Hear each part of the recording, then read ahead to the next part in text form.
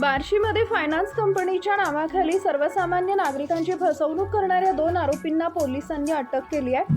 14 जून रोजी सतीश हावळे हे दहिपळ येथून बार्शीकडे जात असताना कुसळंब टोल नाक्याजवळ 2 अज्ञात इसमांनी त्यांना अडवले। त्यांनी मोटरसायकलवर फायनान्सचे कर्ज असल्याचं सांगत गाडी जप्त करण्याची धमकी दिली, तसेच 12,000 रुपयांची मागणी केली। घाबरलेल्या फिर्यादीकडून आरोपींनी 10,000 रुपये रोख व फोनपेद्वारे घेतले। त्यावेळी त्यांनी फिर्यादीच्या हातातील सुमारे 1 तोळा सोन्याची अंगठीही जबरदस्तीनं काढून घेतली। विरोध केल्यावर मारहाण करून शिवीगाळ व दमदाटी करण्यात आली। या प्रकरणी बार्शी तालुका पोलीस ठाण्यात गुन्हा दाखल करण्यात आला।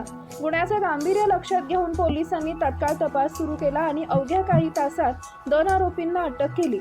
अटक करण्यात आलेल्या आरोपींची नावं अनिकेत रसाळ आणि ओंकार परदेशी अशी आहेत। हे दोघे विविध फायनान्स कंपन्यांचे वसुली एजंट असल्याचं भासवून नागरिकांकडून बेकायदेशीरपणे पैसे उकळत असल्याचं तपासात समोर आलंय।